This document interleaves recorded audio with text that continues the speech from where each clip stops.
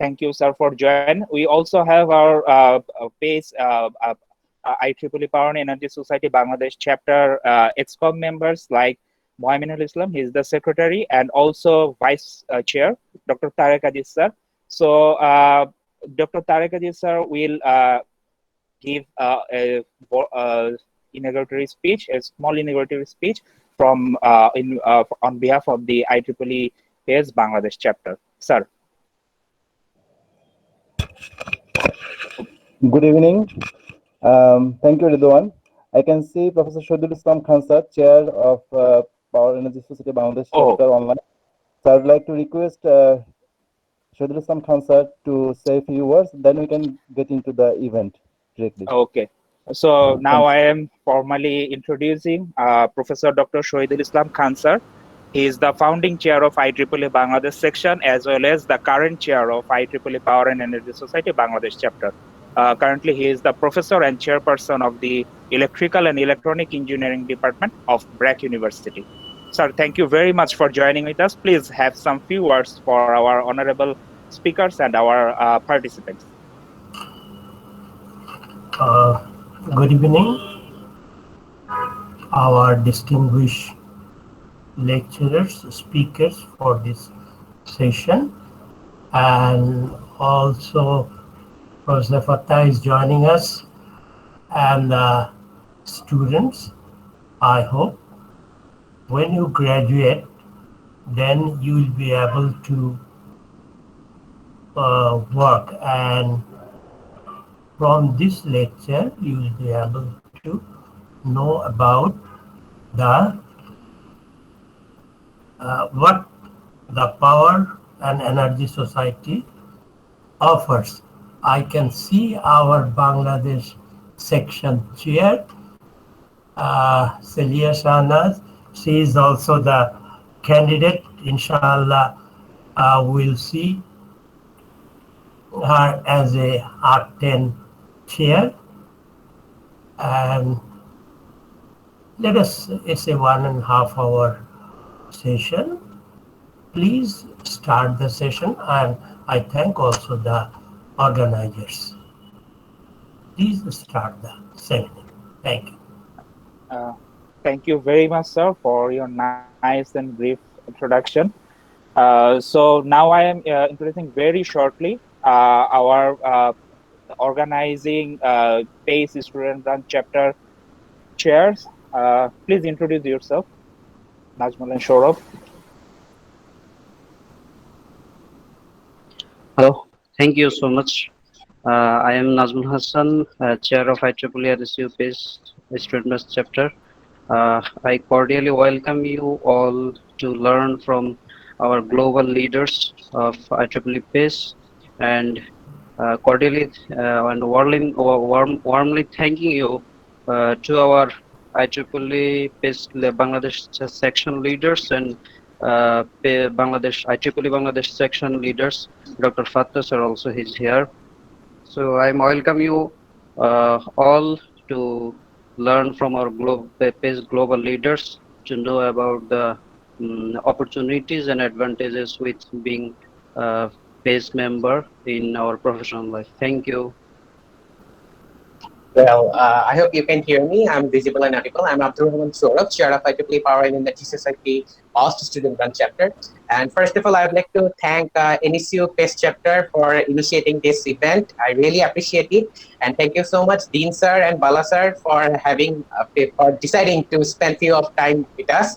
And thank you, Khan Sir, Tarek Aziz Sir, and definitely Ridwan Bhaiya for moderating this session. And I hope we are really excited, and without any further ado, we can begin. Thank you very much for your nice and brief introduction. We will also be introduced eventually with the student branches, chair and other excoms. But without any further delay, I want to take the opportunity to introduce Mr. Din Sharafi with his short and impactful bio, I must say. So I am reading it out for you. After that, Mr. Din Sharafi will give his keynote speech. So Mr. Din Sharafi is heading system management, the operator of Southwest Interconnected System in Australia. Dean holds a degree in applied physics. I Can you see my screen, Mr. Saurabh? No, Bhaiya, your screen is not. I think you haven't shared it yet. I have, but can you see it now? I'm seeing you. Right now, it's presenting. Okay, okay. Thank you. I'm sorry for the technical inconvenience. So I'm starting it again. Mr. Din Sharafi is heading system management, the operator of uh, Southwest Interconnected System in Australia. Mr. Din holds a degree in applied physics, a degree in electrical engineering, and a degree in business management. He has around 30 years of experience in power system engineering, which includes power system protection, high voltage system, asset management, and power system and electricity market operation. He is a member of Australian Institute of Management, SIGAR, Engineers Australia, and a senior member of the IEEE. Mr. Dean has been actively involved with IEEE Power and Energy Society initiatives and SIGAR working groups over the last decade and is a member of the governing board of the IEEE Power and Energy Society. Mr. Dean has published many papers on power system protection, condition monitoring, asset management, and power system operators. He lectured a decade as a sessional academic on power system earthing at Curtin University in Western Australia. Mr. Dean is also the author of his memoir, The Unwilling Revolutionary. So this is a short bio from Mr. Dean Sharafi. Thank you very much and welcome to our session. So please, you can continue your lecture. Thank you very much, Redwan. Thanks, everyone. Mr. Shahidul Islam. Thanks, Mr. Tariq Aziz, and all the student chairs and committee members of IEEE Power and Energy Society in Bangladesh. So when Redwan told me to come and speak about the benefit of membership, I really didn't know the audience, but I know the audience, and now I know you are the future of this industry, and I'm so glad to be talking to you about the future, because this is what really matters. We need to train and educate our next generation of engineers, because things are really changing. I think even in Bangladesh and other places where the transition of energy is continuing, but maybe not as quickly as other places like Australia, still this change is very rapid and needs to be managed, and to a great extent needs to be. Sorry, I can hear a bit of echo here, and I'm sorry if the voice condition is not good, but maybe I can share my screen here.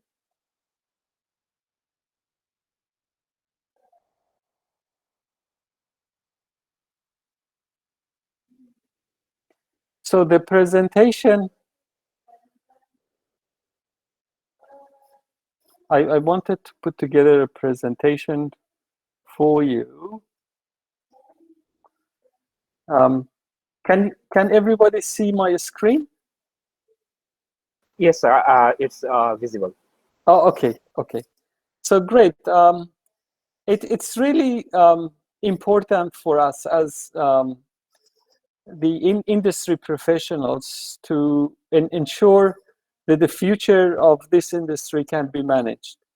And in the last 10, 15 years, there has been a rapid transformation of the industry, and I could talk to you about that, but this presentation is more about what IEEE Power and Energy Society can do for us and can help us to get to a point that we can manage the system. So IEEE is really a great platform for the new generation of engineers to enable them to manage this energy transition as much as possible.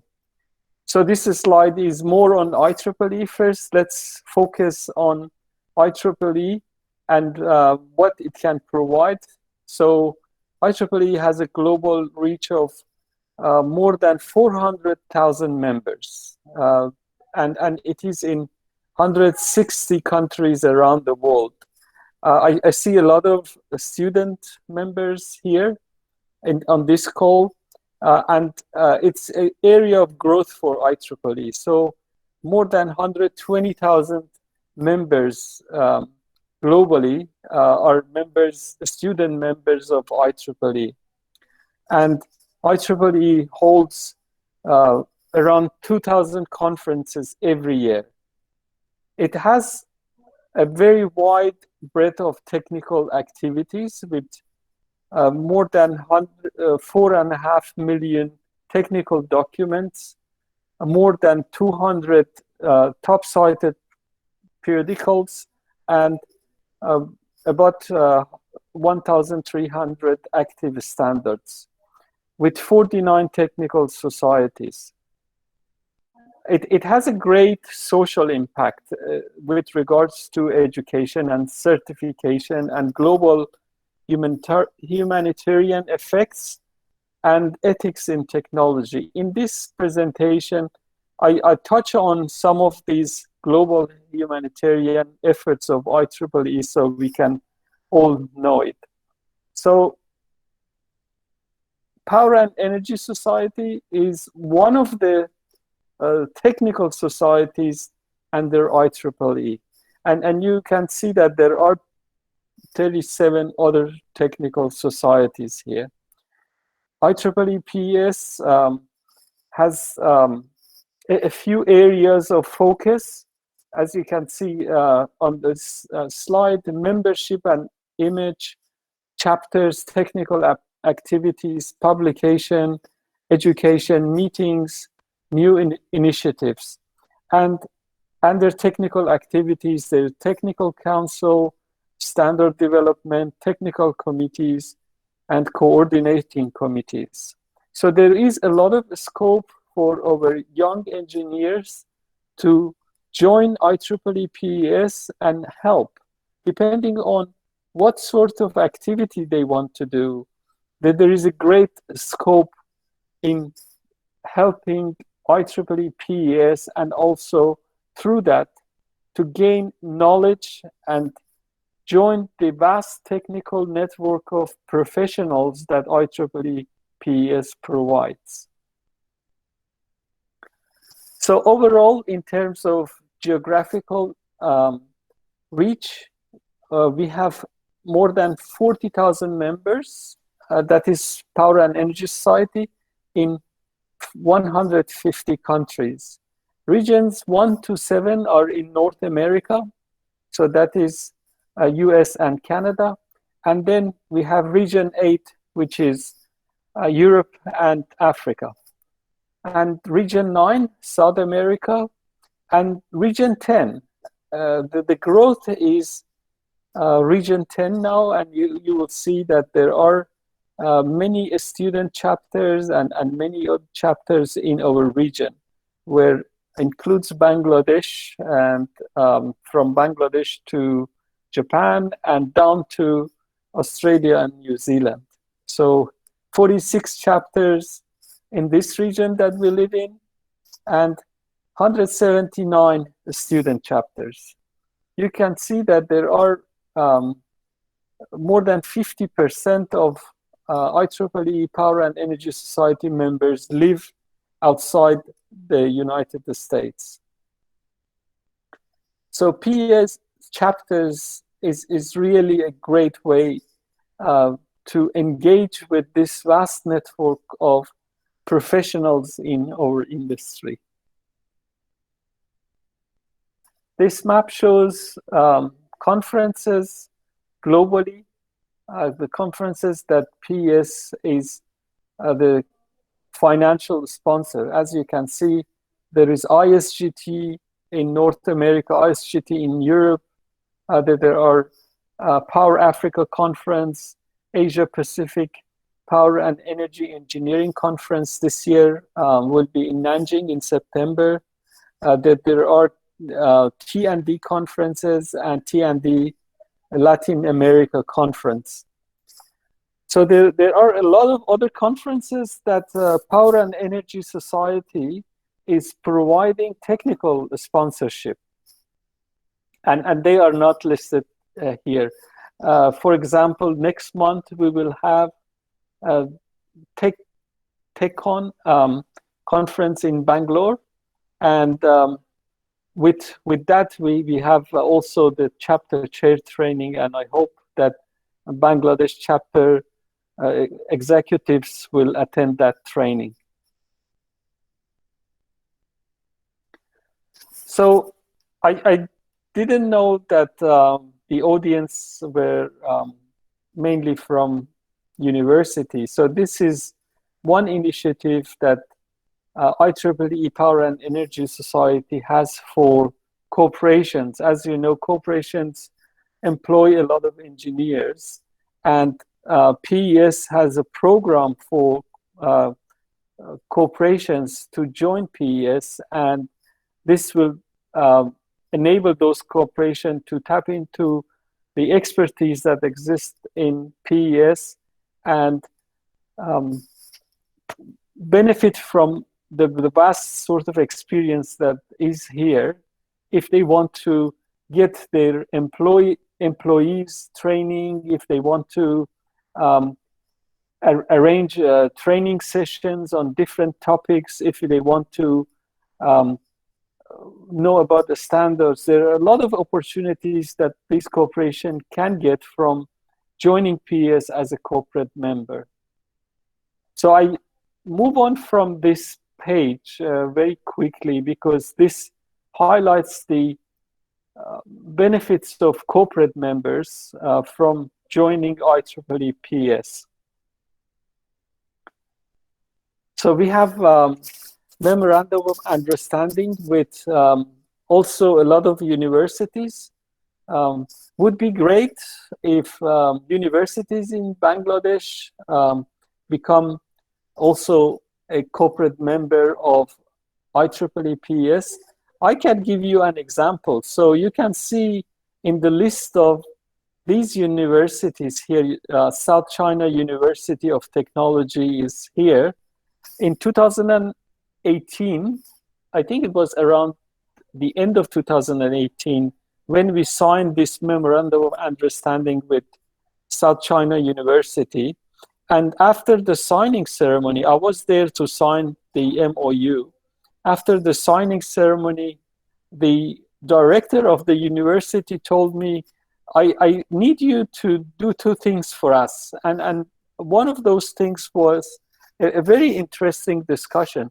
He said, I want you to come up with a curriculum for our new university that we are building. And we don't want to just provide the normal engineering, electrical engineering curriculum, because it is a smart grid university. It is a smart grid school. So would you be able to come up with a curriculum that really involves what a university student that finishes 4 years of electrical engineering need to know about the power system today? Because what we have done so far and what others are doing may not be sufficient. So I think this was a great start for me to pull together a network of people from industry and from university, like setting up a committee globally to do exactly that, to come up with the range of courses that are required, such that when the students do those courses, they go to the industry, they can get employed and they can hit the ground running with their knowledge. So the result of this was a new curriculum that we proposed to the university, and they are going to put it in practice for that new university. And this has many new areas of practice.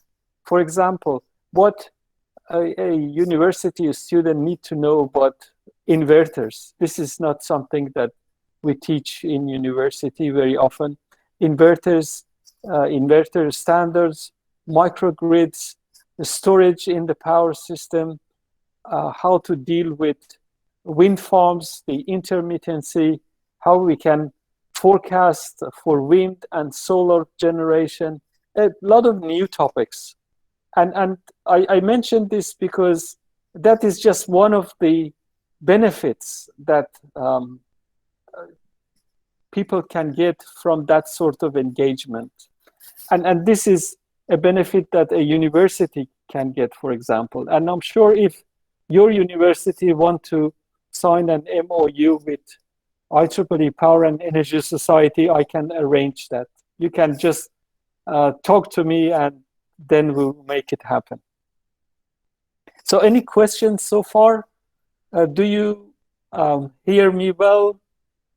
Or I'm talking to myself because I can't see you anymore. Sorry, we can hear you. Actually, our question answer session is after the end of your speech. You please carry. No, I just wanted to make sure that you guys can hear me and I'm not talking to myself here. Okay, great. No, sir, it's all fine, sir. Thank you. Great. Again, IEEE Power and Energy Society has engagement with government bodies, with policymakers, with regulators. You can see a list of them here, from Ecuadorian Ministry of Electricity to US Department of Energy, US Federal Energy Regulatory Commission, FERC, North American Electric Reliability Corporation, NERC, and a lot of other organizations. You can see here, for example, SEGRE is one of the societies with agreement, Chinese Society of Electrical Engineers, Energy System Integration Group, North American Transmission Forum, State Grid Corporation of China. So State Grid, I think the State Grid Corporation of China is the largest employer. It employs many engineers. So if I can move on with technical community, you can see the list of technical communities under PES, and there are a lot of them, and more can be created depending on the need for those areas of expertise. And you can see in coordination committees, there is intelligent grid, emerging technologies, wind and solar power, the areas of emerging expertise that continuously is needed, and going forward, the energy transition will also highlight those needs. PES will develop those technical communities if the need is highlighting this. And also technical standards. You can see there are a lot of standards that PES is developing or has developed.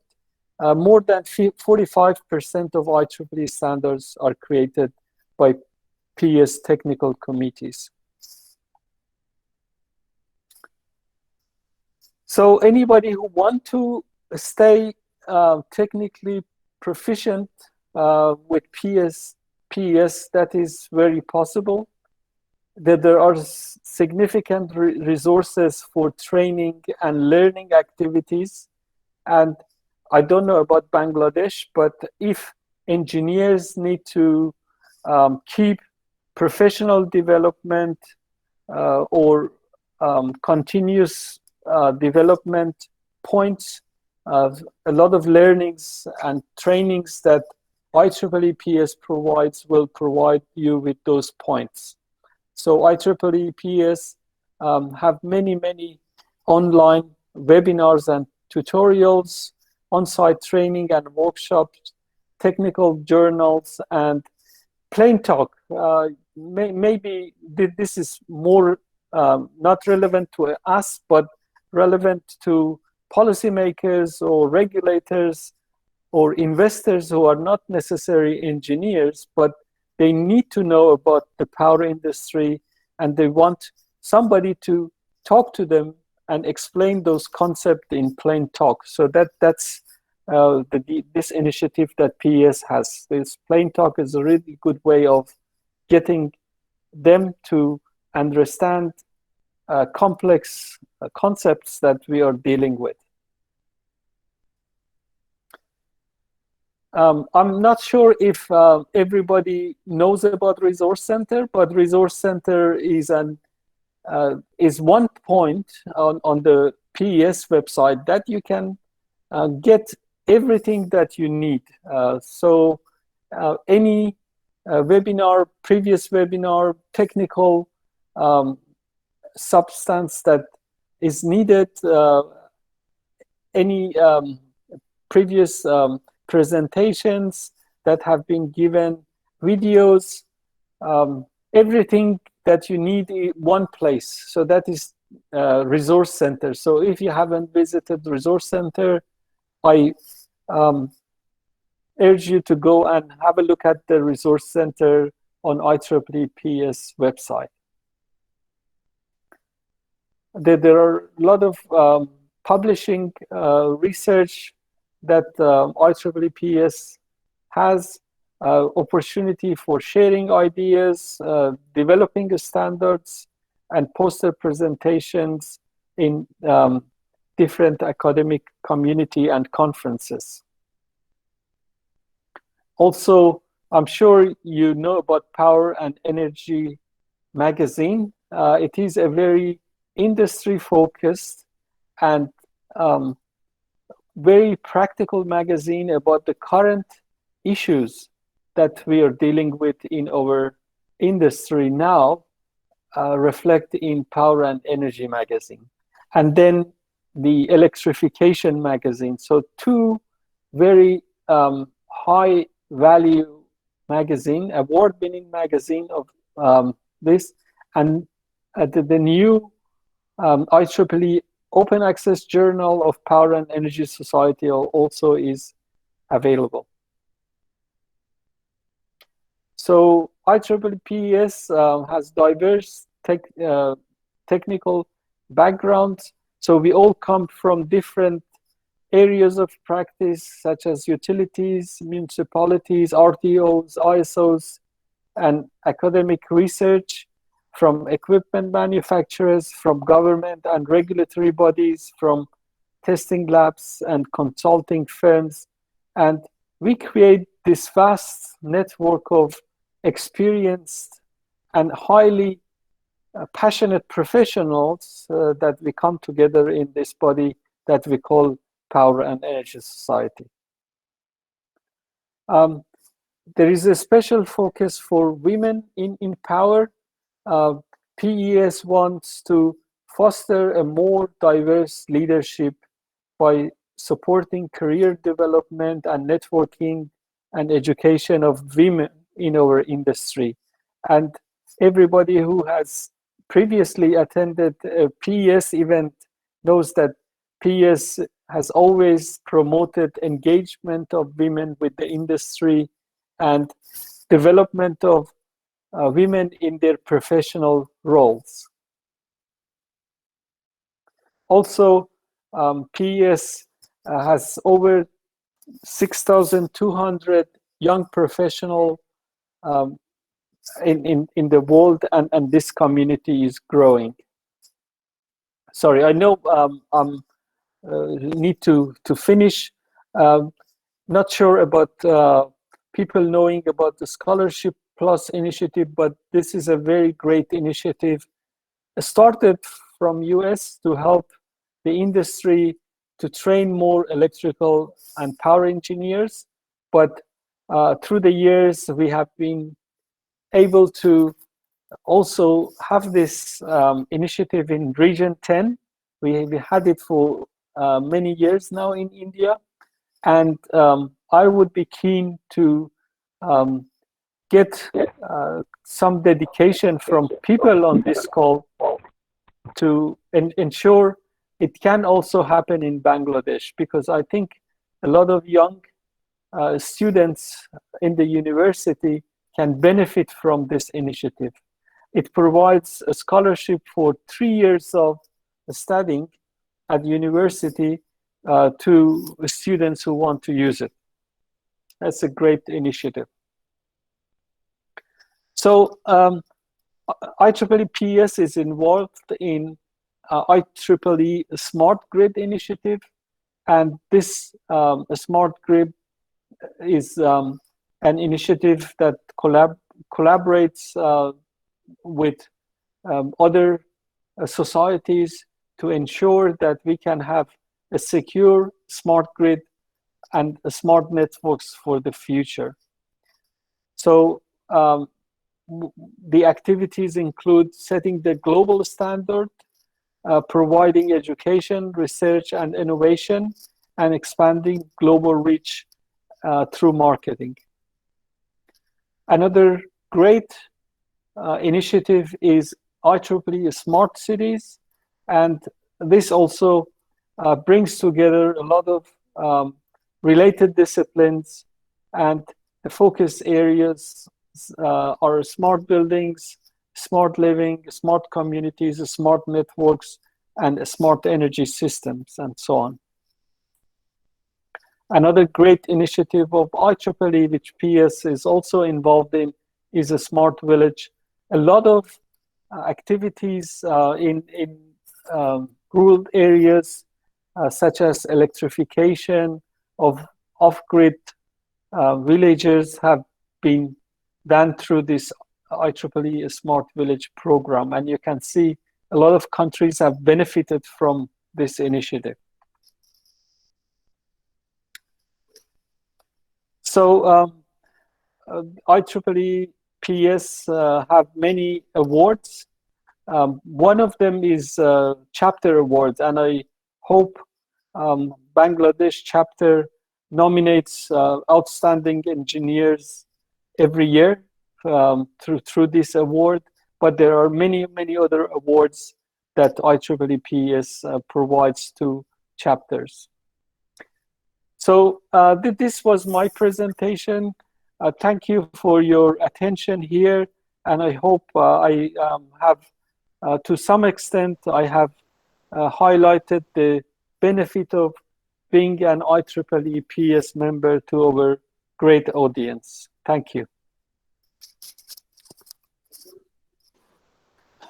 Thank you very much, sir, for your nice and detailed presentation on different aspects and different opportunities available in the IEEE PES globally and also regionally.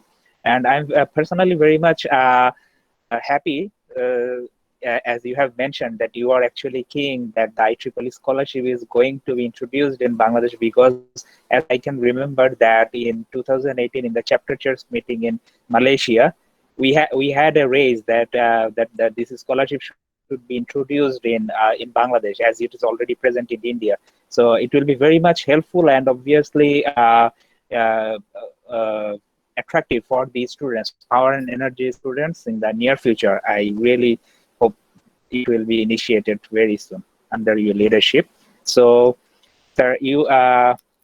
I think we have some questions, but before going to that, I would like to request all the participants here to please turn on your camera so that we can take a group photo first, and then we move on to our next session, like your question and answer and the speeches from Mr. Bala. So I request all of you to please open your camera, and may I request Saurabh to please take the photos from your side, please. Yes, Arman will take the snaps. Arman, I think you can hear it. I think. Yes, I am audible. Okay. You please inform that which screens you are taking. I think we have to take multiple choice. Okay. So first in 3, 2, 1.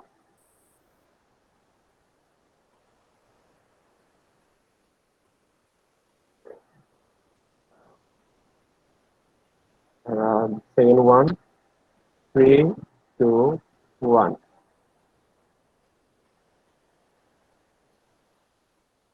Okay, the last one. 3, 2, 1. Okay, done. Thank you very much. So now I think Mr. Najmul, the PES chair of NSU student branch, have questions as I have informed. Najmul, can you please open your microphone and ask the question to what you have to Mr. Dean? Uh, Thank you, sir, for your nice presentation. I have questions on PES scholarships. Like, is it applicable or currently providing for undergraduate students, or without PES SB chapters affiliation, can anyone are applicable to get or achieve this kind of scholarship from IEEE PES? I am focusing for without involvement of IEEE PES peoples. Thank you. Okay. So, the requirement for the scholarship plus is that the student should be undergraduate, the student should be member of IEEE PES, and excuse me,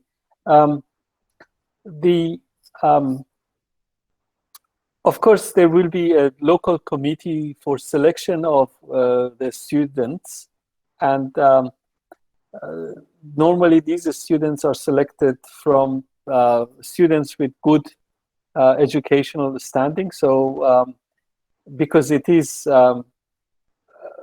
competitive, so when these students put in applications, this local committee will make a decision on the successful candidates, and the candidate can get 3 years of assistance with their education, and it is in year 2, 3, and 4, and I think each year, if I'm not mistaken,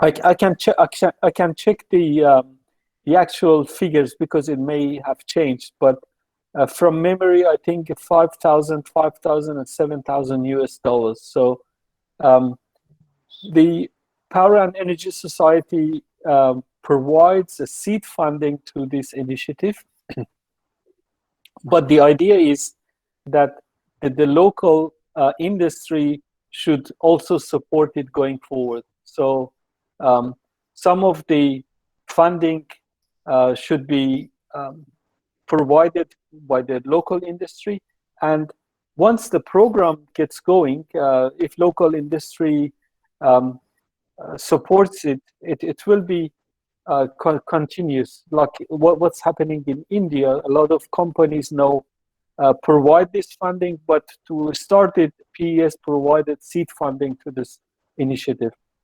One of the other good things about this initiative is that the student who receives the funding can also be a cadet with one of these industry partners. So if, let's say, the industry partner is from utility, they provide some traineeship program or cadetship program for that student to go to that utility and spend some months to be trained, on the job. And a mentor will be, a mentor who is also a PES member will be providing mentorship program for that student. So there are a lot of benefits to be gained, but to get it going, we really need some passionate people, because in the beginning, it requires a lot of work to organize a local committee and to get this funding and then to sustain this program on a long-term basis. Thank you, sir. Thank you very much, Mr. Dean. So I think we have a question from our Fatta sir, Sheikh Fatta sir. Sir, it will be an honor if you please open your microphone and ask directly to Mr. Dean. Thank you. Thank you, Dian. You have introduced nicely different aspects of PES. I hope it will help our new members as well as the members to get more information regarding the engagement. I just want to, if you can kindly share, because you are very experienced in this area, the new normal conditions and the pandemic, how it will affect the employment opportunities, overseas employment opportunities, as well as higher education opportunities. If you shed lights on that, maybe it will be helpful for our students. Thank you. Okay. I think the global pandemic has really hindered a lot of activities here, but then it has facilitated some other activities. Like now we are meeting globally in virtual meetings, something that previously we didn't do.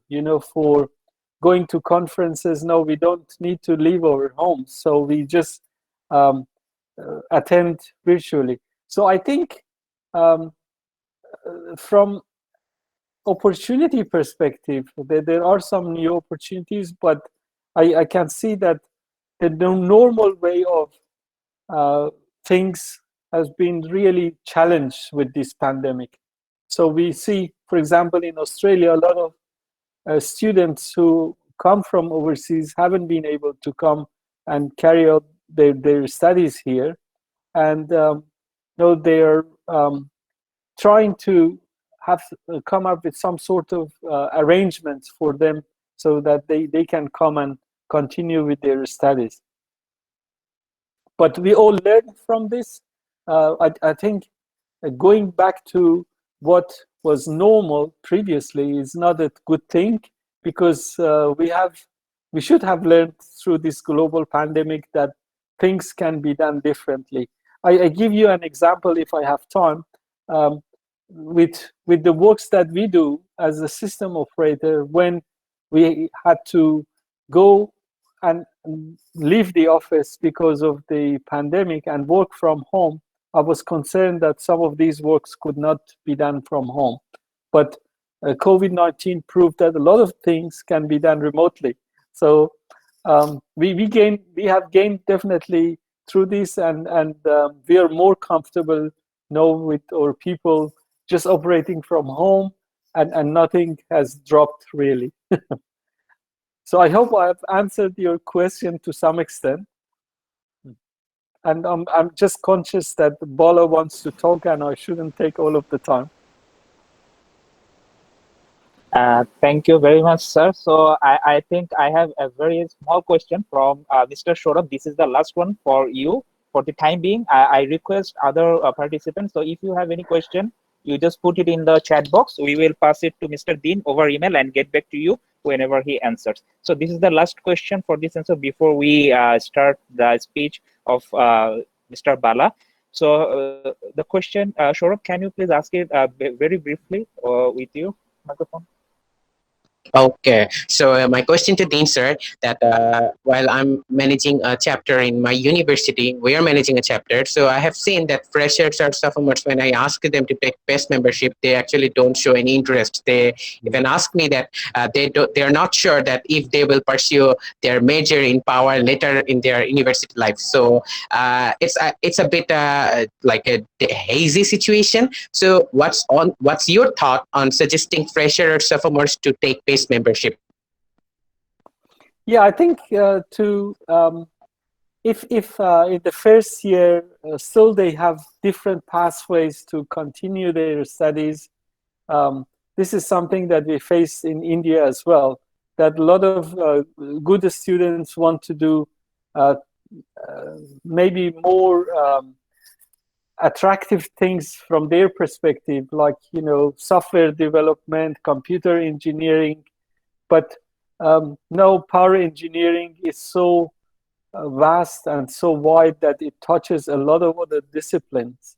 So with a smart grid, the opportunity is there for IoT, for software development, for computer engineering, many other disciplines, for data science. So this industry now captures a lot more disciplines that we used to, let's say 20, 30 years ago. So it's a very different industry.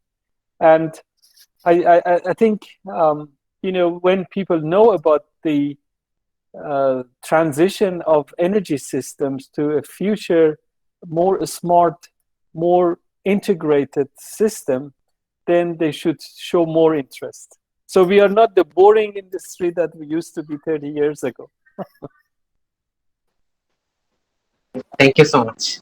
And also adding to this, I can add that we are actually recording this session. So Saurav, you can just play this video to whoever have question, so that they can get the answer that what actually PES is offering to his members. So thank you very much, Dean sir, for your nice and kind presence. So now, without current merry time, we are moving towards to the speech of Mr. Bala. I am sharing his short bio with you.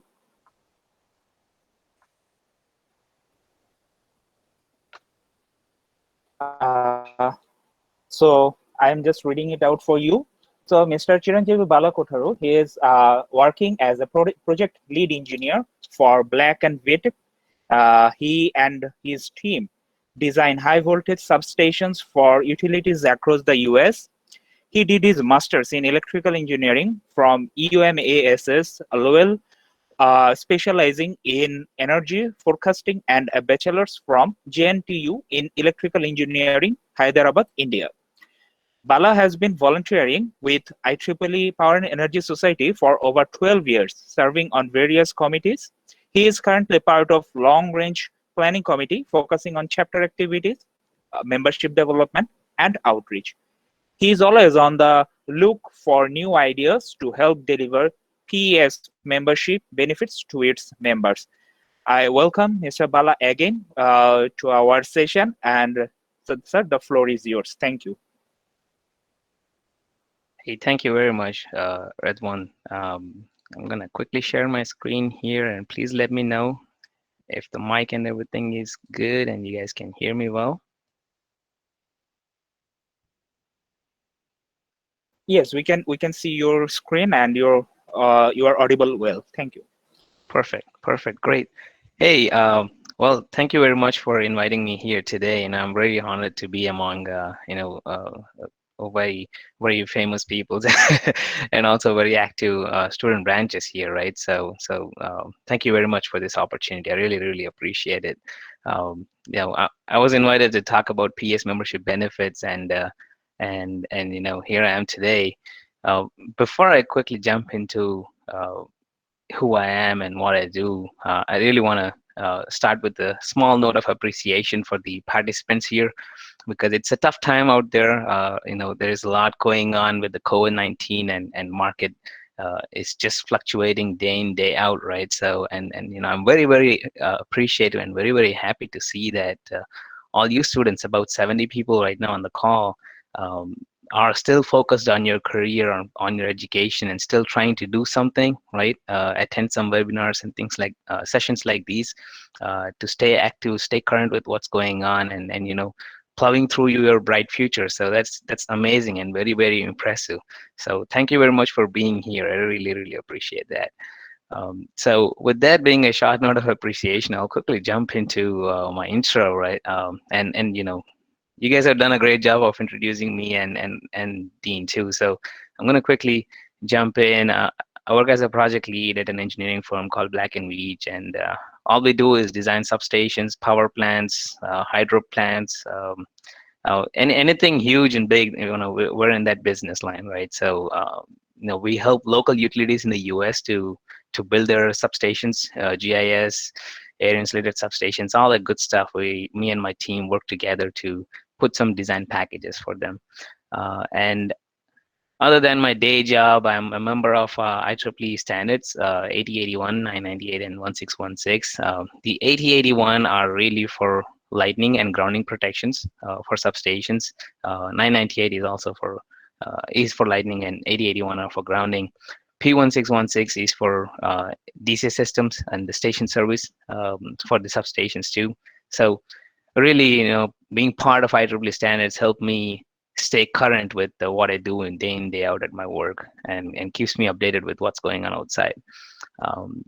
And that's all my technical side of it, but I'm really been a member of PES since my freshman year. So my first year of engineering, I've been a PES member, and those 12 years helped me get to the LRP committee. And LRP stands for long range planning, and what does it do essentially is we think about how to deliver value of PES to its members in the long range, right? So next 5 years, if you see anything interesting, anything fun that PES comes up with, it probably came up with the LRP from the LRP committee. So we brainstorm the ideas, we take suggestions from people like you guys, and we put some strategies and plans together, proposals, and we recruit volunteers to execute those programs. So I'll talk about a few of those initiatives in the next few slides. But I'm also a PES Young Professionals representative. If you guys are not aware of what is PESYP, if you graduated and if you graduated from a college and you're still within the 15 years of graduating from school, then you're part of Young Professionals, the PES Young Professionals, and the membership is free, so you're automatically PESYP member. And there are many exciting things coming up for PESYP. Recent meetings of LRP, we had new initiatives, everything is approved now, so I'm very excited to share some of those inputs with you guys. I know that we're going to be running short of time, and the good thing here is Dean really covered a lot of good stuff about PES membership benefits. So I kind of in the background changed a few of my slides to make it oriented in such a way that it's going to be more of a conversation style, right? So we'll quickly jump into the presentation here. So I wasn't really aware who I'll be talking to today in terms of percentages of what kind of students we're going to be looking at, or what domain they're coming from, and so on and so forth. So I did a quick survey. So the organizing committee, I thank you guys for pushing in through this survey and getting me some responses right on time. So I see that about 70% of the people who responded to our survey are less than 1 year in PES. This is great. This is amazing. So you guys are in the right place for right presentation. So you guys can know what exactly you can get from PES, right? And about 25% are in the 2 to 3 year range. So you guys are already aware of few benefits. You're probably figuring out new stuff from PES presentation like this one. So stay tuned. Greater than 4 years, I'm not going to talk to you guys because you guys know everything. So so another question we asked everyone was, do you want to renew your membership after graduation? This is something I ask everyone, right? So so about 40% said maybe, and that is a concern. And I would like to address that through your Q&A session of this presentation, all right? And I think I might have some good points to convince you guys that staying with PES after graduation is going to be very, very helpful. And those who wanted to renew, 63%, thank you very much, please do. And thanks for no one signed up for this option, right? So really, thank you very much about that. So I had another question for you guys, and that reads out, when we say IEEE PES, what comes to your mind, right? And I'm very happy to see about 80% of people said the technical development. So PES is relatively still connected to technical aspect in terms of students, right? So that is very, very impressive. And this is exactly what we want you guys to think about when PES comes to the board, right? And about 60% said volunteering. That is a very good number. That is a very good proportion, right? And only 54% think it's about leadership. I'm assuming these guys will be future leaders and CEOs of very good renewable energy companies, hopefully. And career growth, 70%. And the next slide, we will talk about this part. and only 30% think about job search. So maybe I'll be able to change your mind on that. And 70% think about networking. That is the real benefit of being a PES member as a student.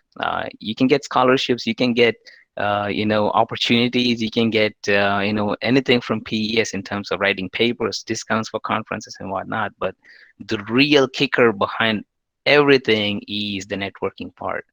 If you're able to network well using PES as a medium, all these above benefits are going to be easy peasy for you, because the opportunities will come through only because of networking and networking with the right people. So 70%, that's a very, very good score. So and only 4% think that it's related to power sector.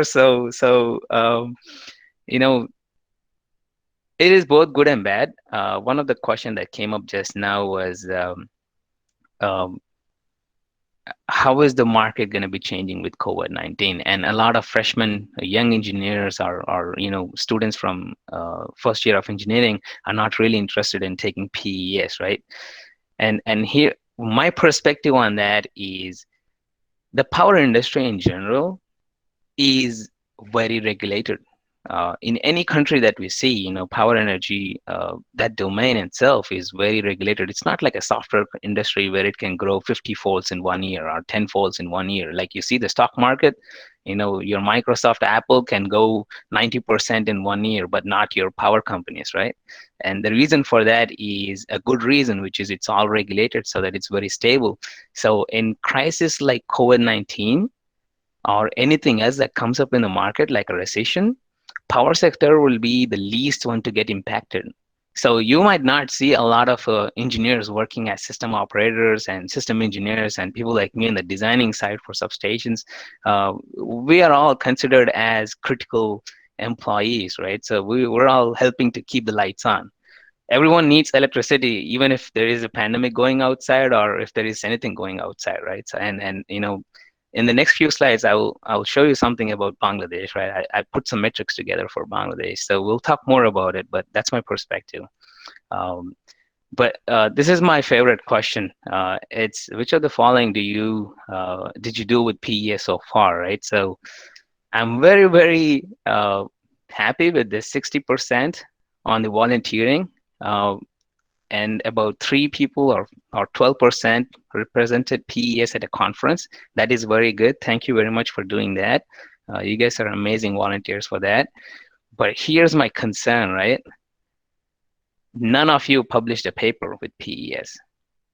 And only 4% were able to find a job or internship through networking. And only 16% were able to find a mentor. But if we go back a couple of slides, about 80% of you think that PES is for technical development, and 70% think networking is what you want from PES. So there is something that's not lining up. So either the group is not able to network well, or they're not networking with the right people, or they're not taking full benefit of this technical development aspect, right? So I would really urge you guys to talk to your student branch chapter chairs. You guys have amazing resources like Dr. Fatah. He has been doing some great stuff, keeping people engaged and all in Bangladesh. So I'll really urge you guys to get in touch with these people and figure out how you can get these numbers up. And that's a challenge I would provide. I would suggest that take this as a challenge for your student branch chapter chairs and figure out how we can work on this one, right? And we have some good initiatives coming from LRP in terms of mentorship and also through PES careers. So we'll talk about that in a few slides, but that is some interesting stuff that I found and I thought I would share with you guys, right? And I hope the 70 people in the call are kind of lining up with that kind of the survey results we're seeing. So when I figured out I'll be talking with Bangladesh students, I just did some homework online, right? And I found out that about 4.5 gigawatts of electricity generation was added in 2007 and 8, and that's during tip recession time. And during 16-17, you guys came up to about 12.8 gigawatts. That's a very good addition of generation to your grid.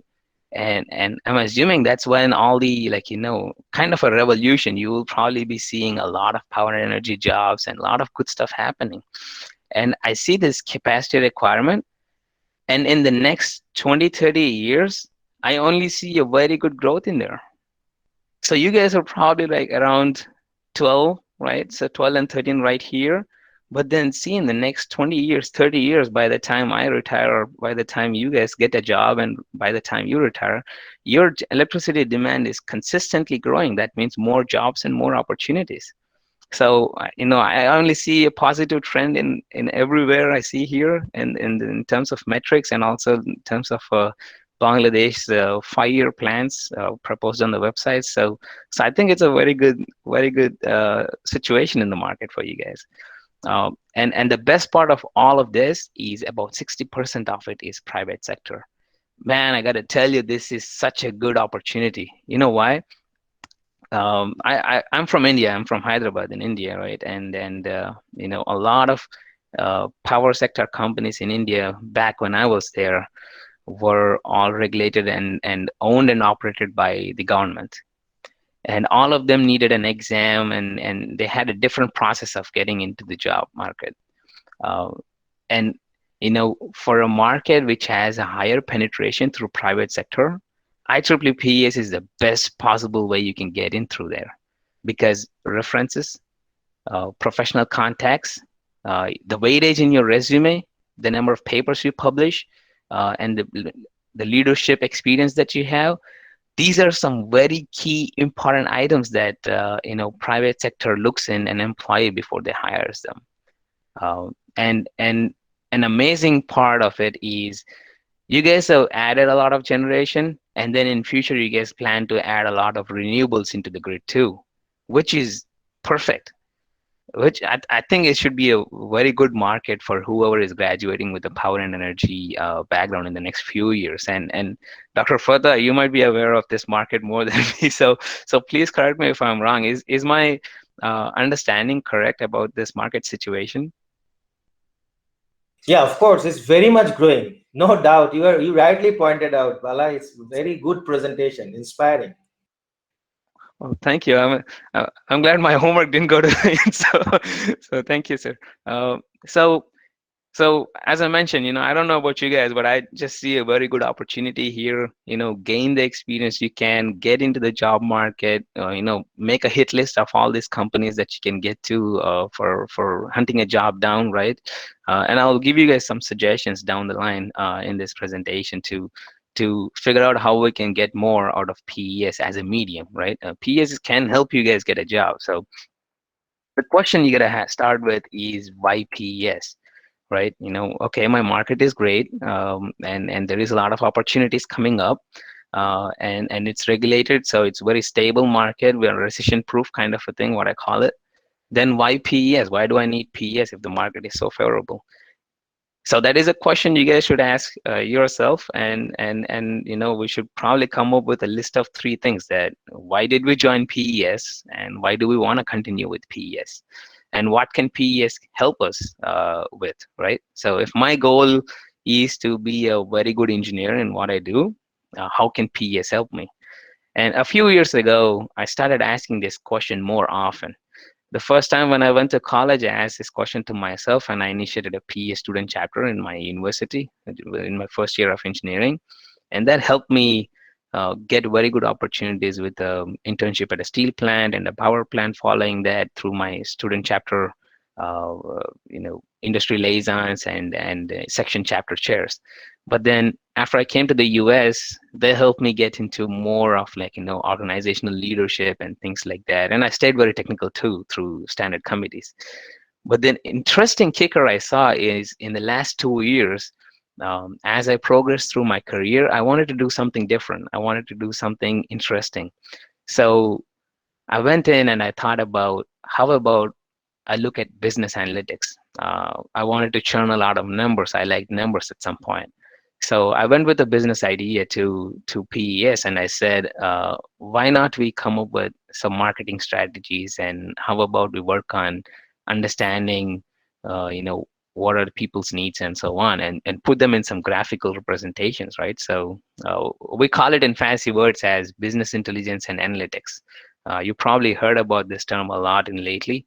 It's a very booming industry. A lot of people with statistics background would really take these jobs because they pay a lot, and also it's interesting. You know, you can see a lot of data in a single graph.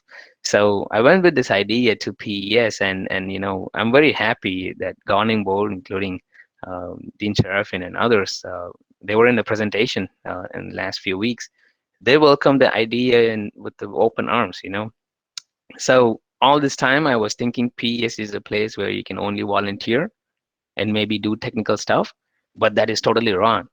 I can get whatever I want from PES. So I think we should all look at PES as a medium to help us get where we want to be. So either you are a computer science graduate, either you are electrical engineering graduate, use PES as a medium to get where you want to be. So if you're trying to find a job in some coding background, right? There are a lot of softwares in power and energy industry like ASP and MATLAB, PSSE and ETAB and so many other stuff, right? And they all need coding background students. And if you know electrical engineering concepts, you are the best person to do that job, right? So, and those people of those companies are part of PES. So there's a lot of fun stuff happening. It's a very, very big domain. So that's a good segue for me to say that there is something for everyone. You know, leadership, mentorship, career opportunities. You know, you can be a mentor, you can be a mentee, and you can meet great peers. And a lot of people said in the survey that you found very good friends. So there you go. That's another fun aspect of it, right? So all you gotta do is choose your path, what you want to be, and come up with a plan. You know, maybe talk to your friends and put down some strategy together and think, I want to be this. How can I use PES to get there? So if you look at it that way, I think it's going to be very, very helpful for you. Since it can't just be a motivational speech, I put some technical stuff too. But you know, some of these slides you will see that they overlap with Dean's presentation. So as Dean mentioned, there are about 37 technical societies in PES. In IEEE, and PES is one among that, right? So under PES, we got some very good committees. So about 7 of them, and each one is tasked to do something very innovative and very good for that title. So for example, membership and image and chapters, people who want to do something more of volunteering and you know, whatever they're doing right now at student branch level with their committee members and whatnot, they usually end up going to these 2 committees. And this is all my observation, right? And you can do many different things with these committees. And people like me who want to stay very technical and do something interesting about, I know, IEEE standards and stuff like that, we go to technical activities and publications, right? And people who are in more of a educational background, interested in giving webinars, presenting to large crowds about technical topics and stuff like that, you know, they usually go to education and meetings. These are the guys who really handle the conferences and stuff like that. And we have this amazing group called New Initiatives, and that is for any unique idea that comes out of the members or the leadership, and that doesn't fit any of these boxes, they go into this committee. And recently we had some very good progress on United Nations initiative. So United Nations, we're trying to team up with them to figure out how we can use young professionals and students, the youth of any country, to help deliver electricity to, you know, people in need, or improving the situations for countries that need it, and also people who already have it through the developed countries. They go to these countries or these cities or places, and you know, they educate the people there, and they work with them, right? So that's an amazing thing that's coming up. And if you guys are interested in participating in any of these committees, I have a survey link at the end of the slides. please go in there and put in your information and let us know. Even if you have new ideas you want to share with us, go ahead and put it in there, and we will definitely get back to you or put you in touch with someone who can help you guys with it, right? So as I touched on those topics and as I saw the survey, I figured out that there is a lot of students in the session, right? So as a student, what can you do other than volunteering as a student branch chair or hosting activities? What else can you do? What more can you do, right? You can really publish research. And being a student is the best time to publish research, because once you get your job, it's going to be very busy. So do all that publication stuff when you're in college. Work with your professors.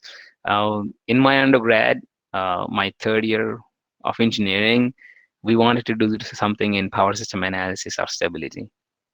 And I didn't know much. I was just reading through some textbooks, and fortunately I had a professor who was supportive. So he was okay with me not going to his classes so that I can start working on the paper. At some point, we worked on neural networks and optimization techniques, and we got stuck. Neither him nor I know anything about that topic. So through IEEE PES, I was able to go meet another professor in a university far off from my university. And we connected on internet, on the email. He was nice enough. He was like, "Oh, you're from PES too? Okay, come to my office. I'll sit down and teach you this." So I took a train with my friend, and we went there. We spent about a day and a half with that professor in his office in the university. He taught us a lot of stuff. We took a lot of notes, and we came back, and we were able to present our paper and finish it, kind of a thesis, our fourth year project, right? So that is something very exciting I was able to do with PES, and I continue doing that with my master's too. So I would urge you guys to do it. Sometimes through your publications you will get some unique ideas, and those ideas are the ones that you can sell to big corporations. I tried to sell my thesis about energy forecasting to Siemens and ABB, right? Because a lot of renewable energy penetration is coming in, and everyone needs a tool to forecast. How is the weather going to be tomorrow? And okay, it's going to rain. What does it mean to my electricity generation, right? So forecasting is a big key to understand it, and understand in a language that makes sense to kilowatts and watts and megawatts and things like that. So energy forecasting is a big deal back then. So I was able to continue and work from what I started with in India to build my master's and thesis. So please do your research if possible in your undergrad. That's very, very important. Once you do that, and once you're good with what you're doing, you can share your ideas with peers by presenting at conferences. You don't have to be an expert or a doctor or a PhD to do that. There is Young Professionals platform where young professionals and young engineers can come and present. And also, if you're a student, you have some good grip on what you're doing, come present posters, right? You don't have to be any specific requirement to present a poster. Put your ideas together, do some research, find some results, put them on a poster and submit it to IEEE PES. We have a scholarship program where you can present your poster, attend a conference, all for free. So if you're a first-time poster presenter and if your university doesn't sponsor you, we are there. We want you to come. We want you to present with us. So we're going to fund you guys to do that. So keep an eye out for that. And obviously, once you do all this stuff, you're an expert in what you're doing. So you'll be part of standards development team. So I'm not an expert, but I help IEEE 8081. We are working on a new revision of the standard. We're including some new concepts. Some new concepts I observed at work about lightning protection for GIS buildings. We're adding that to 998. They were very welcoming to that, and I think the new edition is going to come out in the next 2 years. So there's a lot of opportunities really if you want to be technical, and even if you're not want to be technical, there is so much more you can do in volunteering stuff. So a little bit more about technical committees, right? Someone might ask, there is so many committees. There is so many people who want to do this stuff. Are there enough opportunities, right? And here is your answer, right? So we have about I think 36 technical committees, if I'm not wrong. At least 17 of them are like the main ones. So each area of interest has a technical committee assigned to it.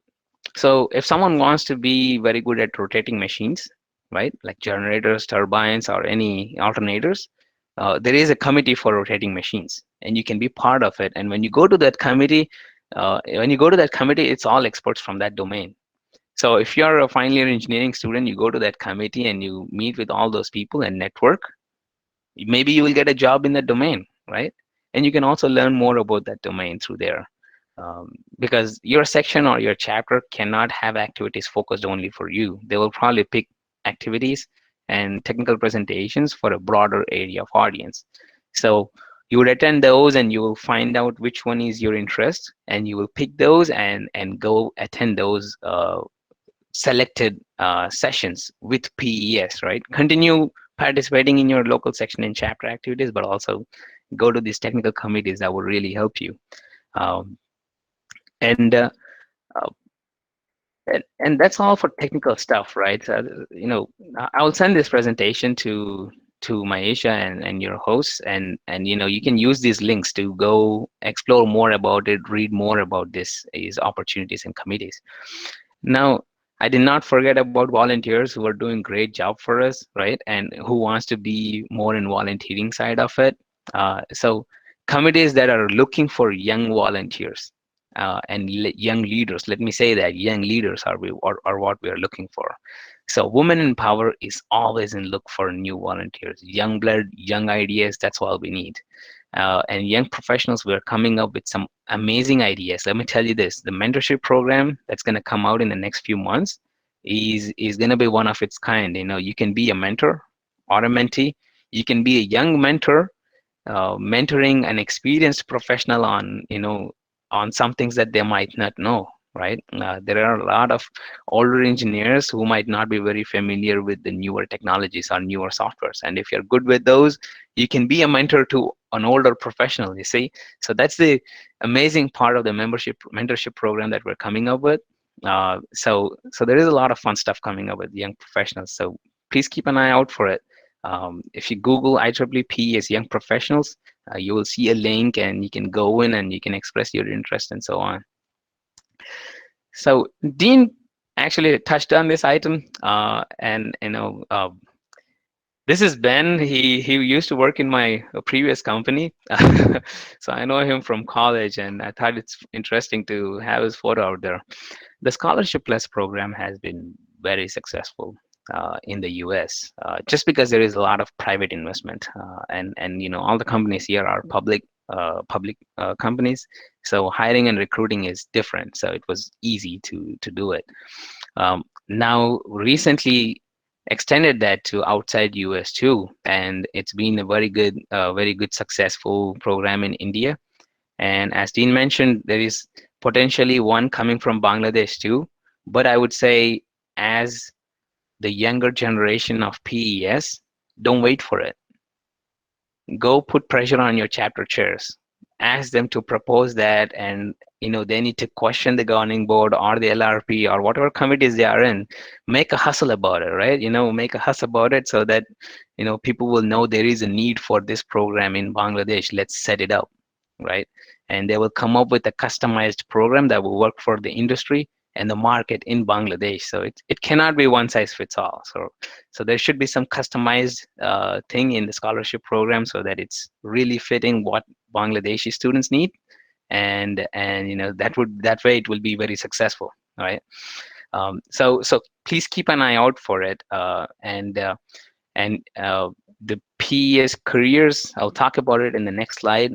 We also want to bring it up, and I'm not going to dive in too much into scholarship program. You already know the benefits of it.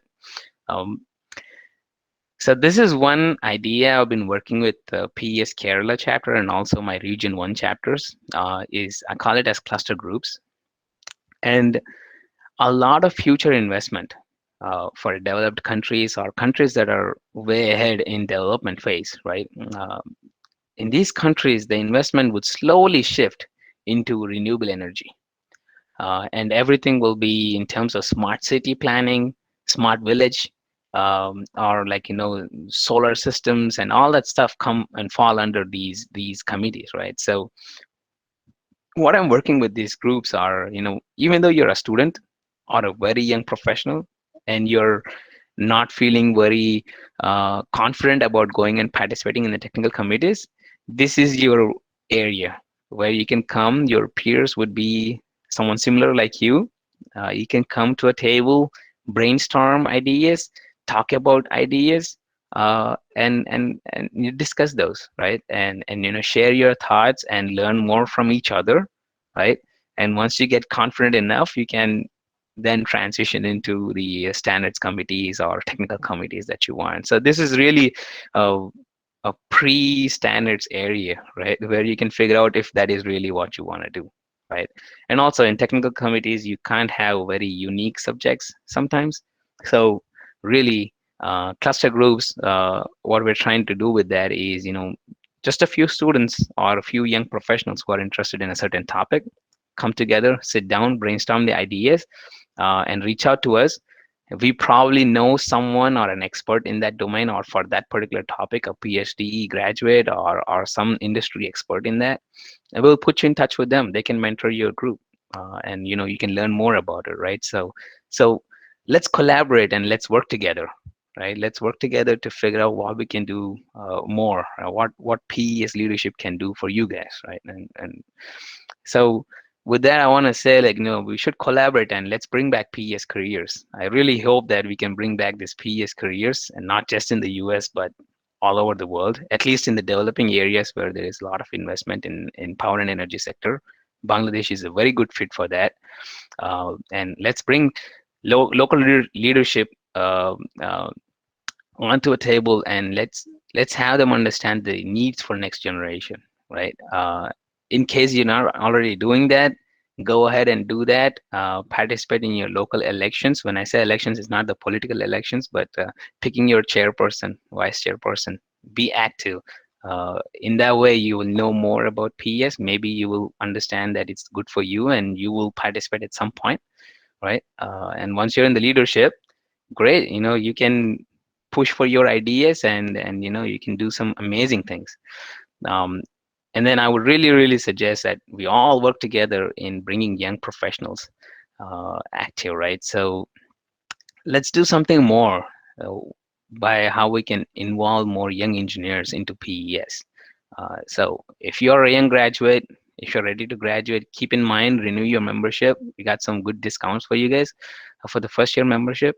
So let's work together and let's figure out what we can get you for PES after that stage too. Right, and the scholarship program, I already talked about it. For Let's Communicate, I have a survey link at the end of the slides. Please get in there and put some thoughts together. So I kind of touched on everything so far in the presentation. So just what's next for PES, right? So being in LRP, I'm kind of aware of what's going on. I'm kind of aware of what's coming up in the near future.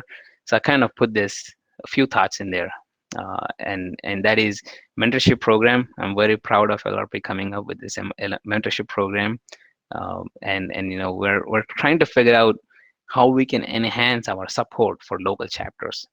So any student branch chapter chair or a section chair who is struggling with recruiting more members or volunteers, or on top of everything, if you're struggling with helping deliver the value of PES to your members, reach out to us.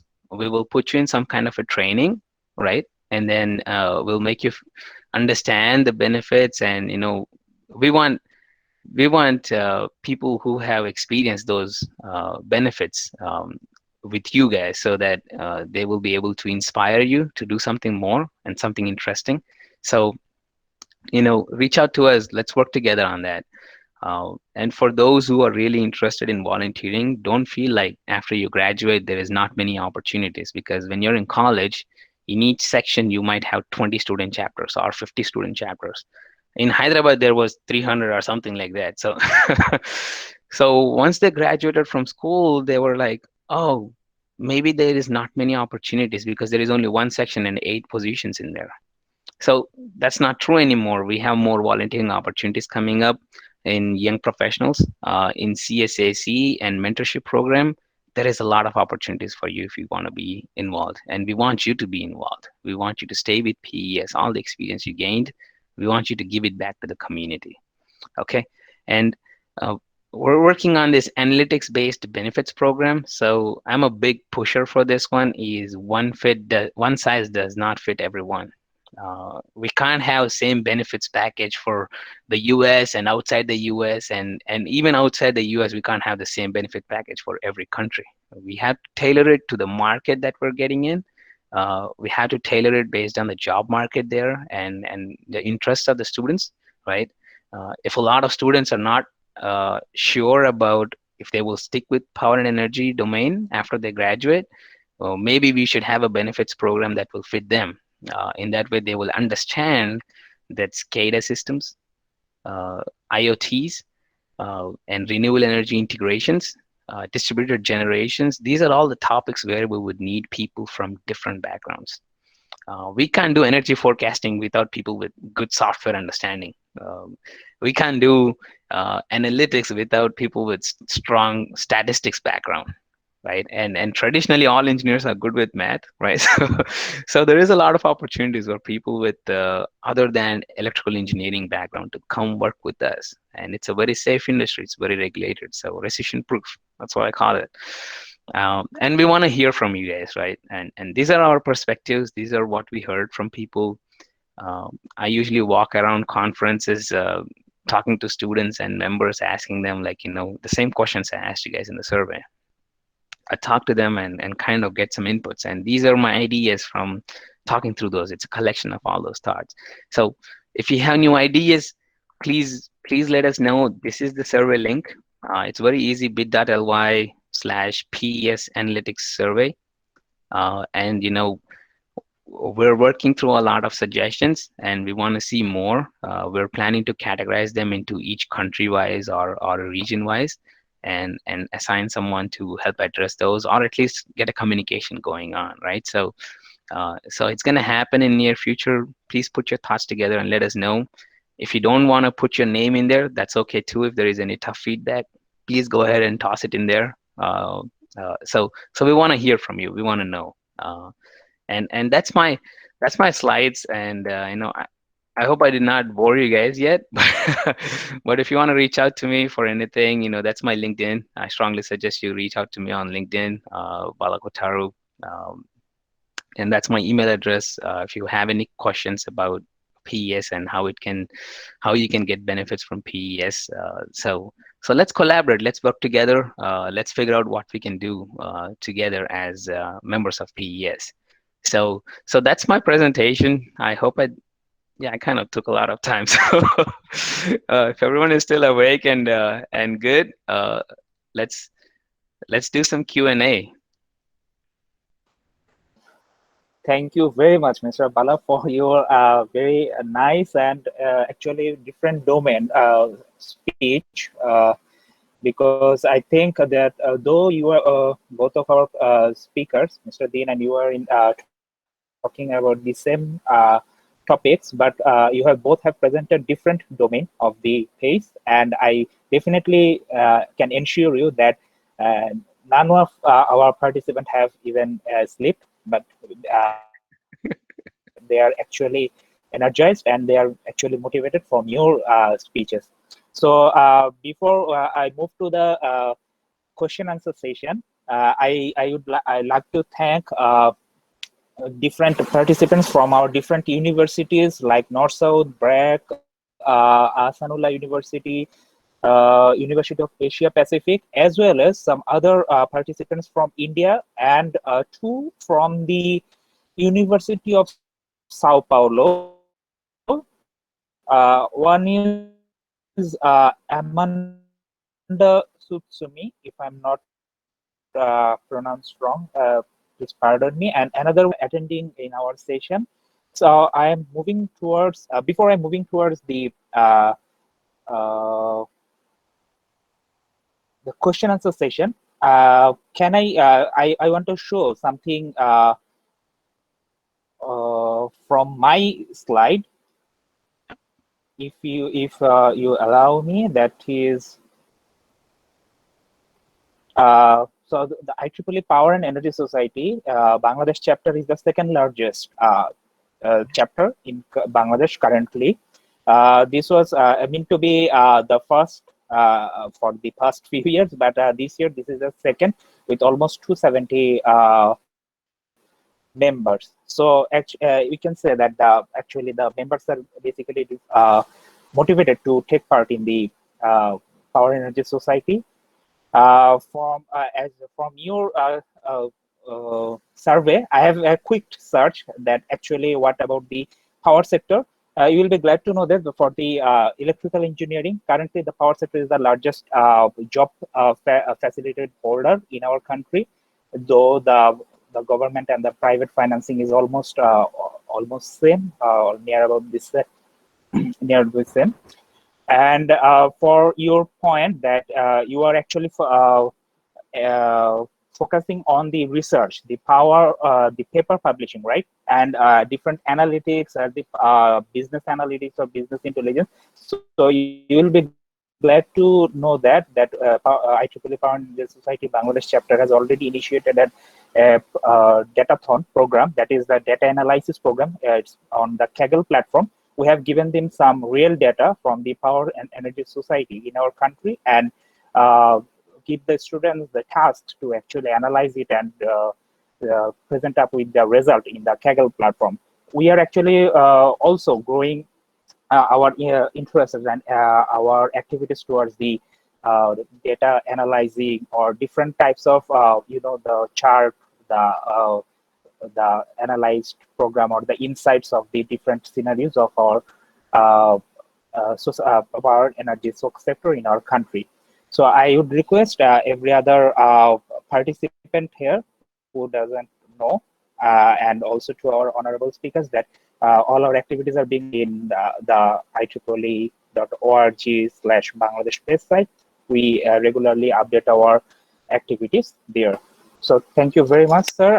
Now I would like to go to the question first from the Fatah sir. Sir was actually requesting you to talk about more about the PES mentor and mentee program. I guess, do you want to add something more on this mentor and mentee program? I guess it's on the LRP proposal, if I'm not wrong, that sir has written. Yes, and definitely, further, sir, I will definitely be able to address more on the mentor-mentee program. So we have a group of young professionals, working on the operations background of the mentor-mentee program right now. It's going through the approval process. So a little more about the mentor-mentee program. The vision of the program is that not just a two-way mentorship with the older and younger engineers or a professional and a student and things like that.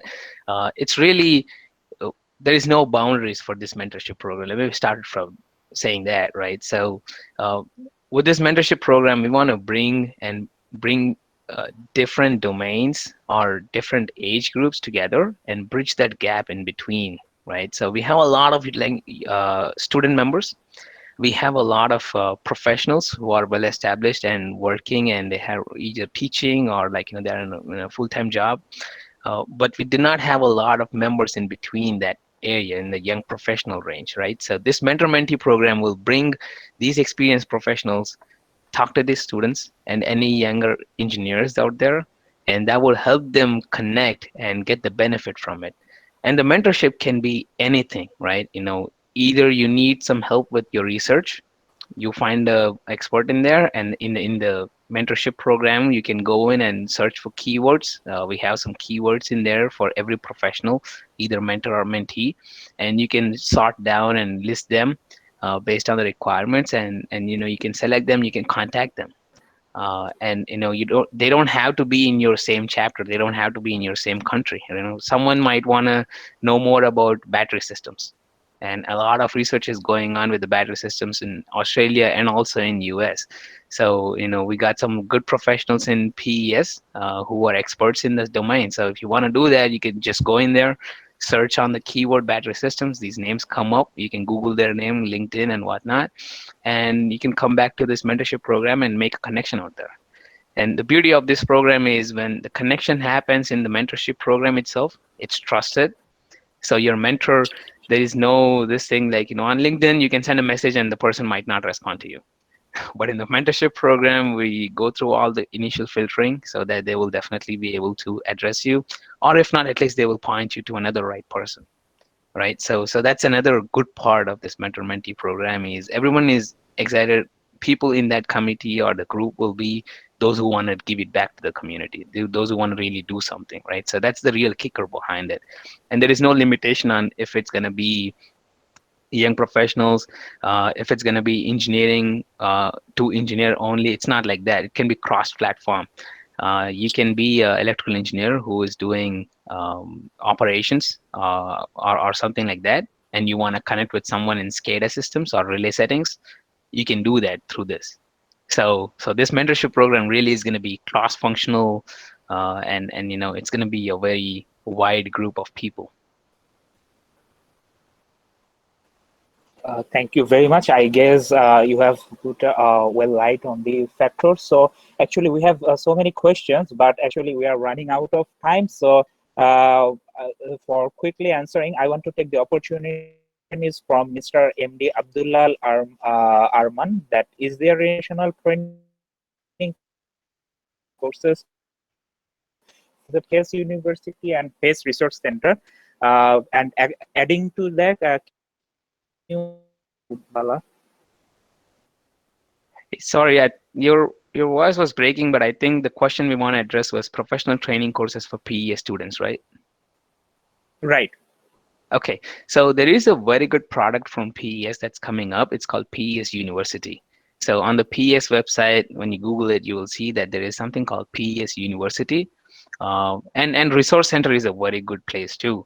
Is you can go there and there is some training courses. There is some webinars, recorded webinars that were very, very interesting for a lot of people. And some conference presentations that got a lot of traction. Those are all recorded and placed in there. If you want credits, if you want some course certificate and things like that, I would suggest you go to PES University website. They will have webinars and online sessions that you can sign up for, and you will get some kind of certificates and things like that for that. They might have a small fee for doing that whole certificate kind of a thing in the background, but I think it's definitely worth that, worth it to do that. But really, if you're looking for professional training courses for PES students, I would say Resource Center is free. It's good, but also, if you go to my survey link, put in some thoughts there. Let's figure out. We'll put you guys in touch with the PES Education Committee. Let's figure out how we can tailor a customized program for you and your chapter, or maybe if it makes sense, if it's going to be for Bangladesh, we can have a good program for the student community there, depending on the market focus. If we forecast that there's going to be a lot of jobs in this kind of domain, I think it's best interest of professors and everyone to teach the students and prepare them for that kind of jobs, right? So, I think it's always about customizing it for who we're going to be working with and what they're getting prepared for. So reach out to us. Let's work together. We can definitely do some professional training courses for you guys. Okay, thank you very much. We have 3 more questions, but unfortunately, we are actually running out of time. So with your permission, our organizers will send you the questions over you in mail. The students will be very much helpful and grateful to you if you kindly answer back to them in the email.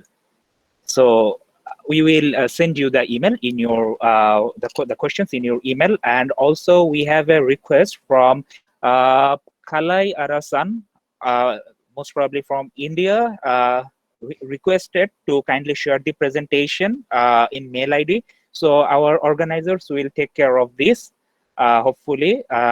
So now we are actually moving towards our closing sessions. Now I request Humaira, Shifa, and Maisha Tafannum to come one after other to give the vote of thanks to our honorable speakers, 2 speakers, as well as our attendees here.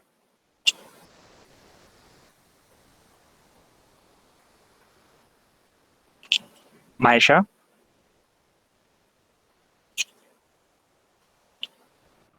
Hello, sir. Hello, everyone.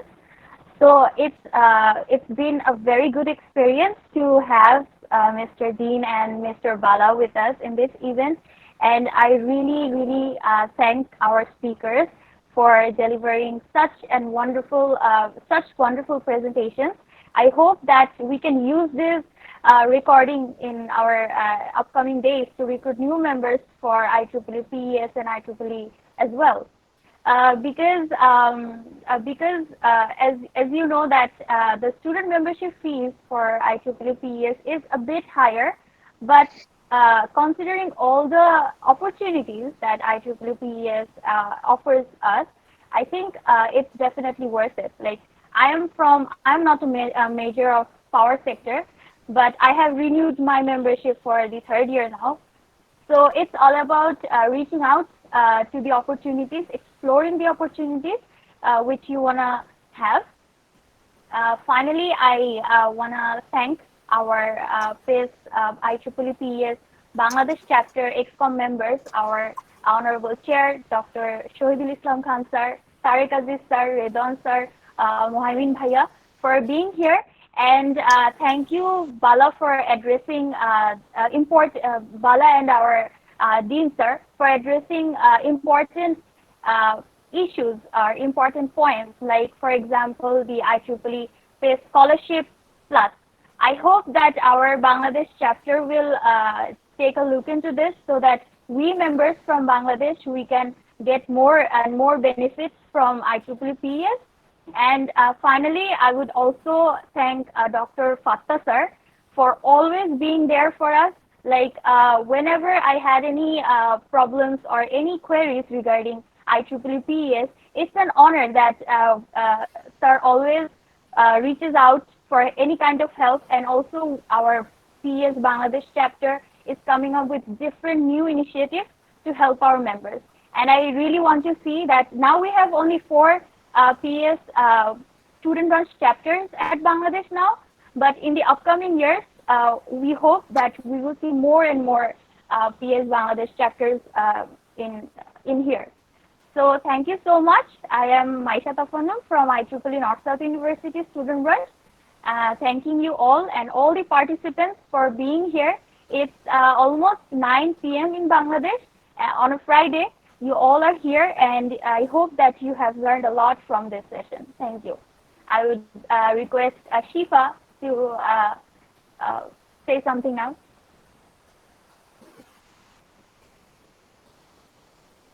Shifa, are you there? Hello, am I audible? Yes, you are audible, please. Okay. Thank you very much, Ridwan, for this, and thank you very much, Maisha Tafanum. I would like to thank all the participants who have patiently been here with us, and thank you so much for tuning in with us today. My heartiest thanks to Mr. Dean Sharafi and Mr. Bala Kotharu. Thank you so much, sir, both of you. You know, it's an honor for us to have 2 global keynote speakers in today's event. And thank you so much, Professor Dr. Shahidul Islam Sir, Professor Dr. Tariq Aziz Sir, and Professor Dr. Shaikh Fattah Sir for supporting us in today's event. Without your support, you know, this event wouldn't be really possible. I would like to thank IEEE NSU Student Branch Chapter. Thank you so much for reaching out to us because, you know, without this, this event wouldn't be possible. So thank you so much, Maisha Tafanum. Thank you so much, Najmul Hassan. And thank you so much, Nasif Fayyaz. Thank you very much to you guys. And thanks to all the officials of IEEE PES AUST and Student Branch Chapter and IEEE PES NSU Student Branch Chapter. We really look forward to more collaborations with NSU and with all the other universities. And we hope that this is the beginning and this is the foundation ground. This event will be a foundation ground, and we really look forward to more collective events with our collective efforts in the future. Thank you so much for all your patience, support, And we all know that this is a pandemic situation, and we are joining from different areas from across the globe. So I really wish you all a very good health and a very good day, no matter from which part you were joining with us today. I really wish you all the best. So take care and stay safe. Thank you very much. Thank you very much, Maisha and Shifa, for your nice vote of thanks. So we are almost in the end. So our the closing will be announced by our PES Bangladesh Chapter Chair Shahidul Islam Khan sir. But before that, I would request Sheikh Fatah sir to please give a thanks to our honorable speakers. Thank you, Dean, and thank you, Bala, for your presence. I'm sure it's very much inspiring for our young PES members. As thanks to IEEE Bangladesh Section PES, IEEE PES Bangladesh Chapter, they are very much active PES chapter, I should say. You have seen like the membership is growing, and it is one of the oldest chapters, I should say. Professor Shahidul Islam Khan sir, he was the founding chair of IEEE Bangladesh Section. So you can understand how passionate he is. He is taking care of this PES chapter, and Bangladesh Section has received like the best section all over the world.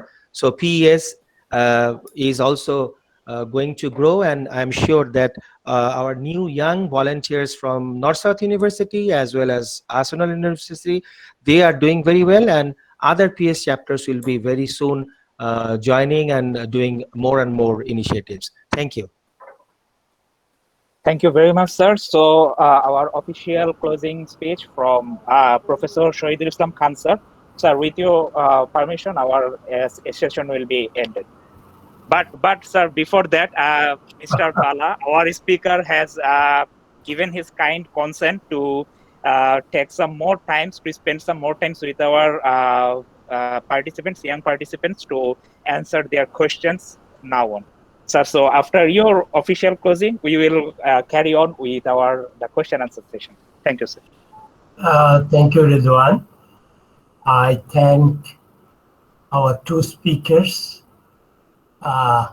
young Bala and Dean Sharafi. I was active for many years. Then I had to give the chance to young professional like Fatah, whose brainchild is always PES and IEEE, and Celia, I don't see her, maybe she is busy. And as I am chairing a department until now, I couldn't give much time, but I'm always behind them. And I thank Sharafi. In Sharafi, these are the publicity material and what we do at PES. And Bala, the young engineer, you have inspired. And we'll do our young group, Redwan, Mohaimin, Tariq, they are taking over actually. And I'm just overseeing it for the time being. But we'll grow, and from our heart, we thank you from Bangladesh. Really. Thank you all. You proceed. For me, I had classes, online classes and all this thing. So thank you all. Allow me to leave. Yeah, thank you, everyone. I have to leave. It's almost 11 o'clock at night here.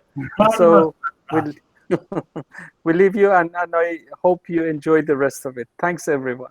Thank you very much, sir. Thank you very much. The session ends there. Just Bala, what is your time in your place? Sir, your microphone is muted. Oh, thank you. I'm in the morning side of it, so 11 a.m. 11 a.m. So you are okay. Yeah. Okay, go ahead, please. our young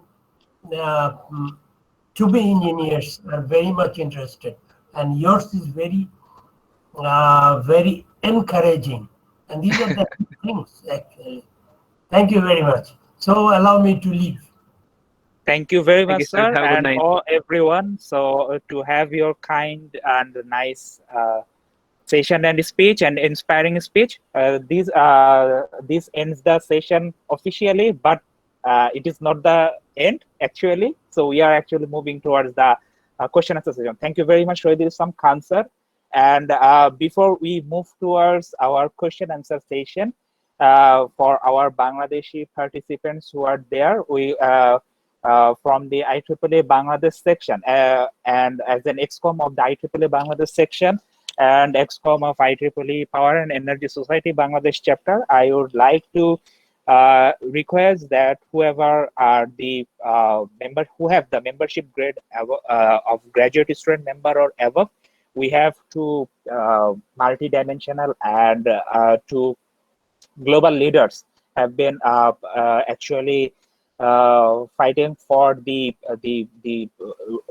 regional and the global positions. One is our own Dr. Celia Shahanas for the Region 10 Director elect for the year 2021, and our immediate past PES chair, Dr. Saifur sir, who is actually running for the IEEE chair for the IEEE director elect for the year 2021. So I would request you to see their mandates and their commitments, and please vote for them for the sake of the Bangladesh section. So that's how I pass my gratitude to all of the participants. And now, sir, I'm moving towards the question.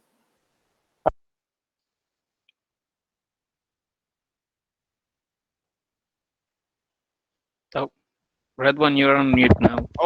Sorry. No problem, Sorry. no problem. So Nafiz Fayaz, the question is from Nafiz Fayaz. Nafiz, are you here?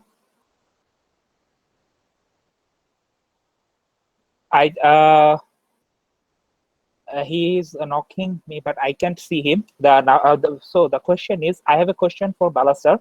How can I build up networking skill? Oh, that's very easy. That's the easiest part. You just practice. Go to all your meetings and keep talking to people. Um, I won't give an extended answer, but I will give you a quick thing that worked out for me. So I'm from India, Hyderabad, right? And English is not our first language. Though we learn it from childhood, our accent and everything is quite different. So when I came to the US, I was a teaching assistant at my university, and I was a student who usually sits in a dark room and studies, right? So when I came here and as a teaching assistant, I had to teach to students who are Americans natively, and their accent and how they approach things is quite different from what we learned back home. And I don't think it's very different between Bangladesh and India too, so I can connect with you guys on that. So my first semester was very, very tough teaching them. Since it was strictly math, introduction to engineering, I was able to get through it mostly by writing down a lot on the board. But I took some feedback at the end of the semester, and a lot of people said that they couldn't understand what I was saying, but they were able to follow through on the board what I was writing down. So I took it as a challenge, and we have a winter holiday break in Boston because it snows a lot. So entire December and January is usually winter holidays. So I took a part-time job at a bookstore in the university, and I just uh, kept talking to a lot of American students who walk into the store. And I took a job as a marketing associate there, right? So it helps you talk with a lot of people. So it's just practice. I just talk to them and I Google some techniques of how to initiate a conversation and, how to keep people engaged through the conversation. I'm still learning how to end a conversation, but so it's all practice. You put in your effort and you'll be very good with it. And the best way for you to practice your networking skills is go to your student activities there, because the risk is very less. You can say something wrong and it will not have a big impact on you. Once you have enough confidence, go to these technical meetings of your section or chapter and start using those techniques. Try to talk to new people and try to kick a conversation. And the best icebreaker for you is, I've been with PES for X amount of years. How about you? Start with that. That will be a good icebreaker for you, and you guys can keep talking about PES. That will help you ease up the networking skill. Networking is really about how you're talking to them and how you're communicating your needs to them. What you want from PES or from them, tell them straight up. That's what networking skill is all about. Thank you very much, sir. I guess he has got your answer. Now, our next question is from Tashfia Azrin Faiza. Tashfia, if you are comfortable, you can ask the question by yourself.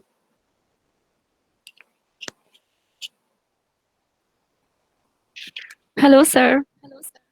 Hey. Sir, my question was at the very first of the survey, you showed us that there was no one to publish a paper. So I have joined IEEE PES in this session, and I want to know what are the things that are basically published.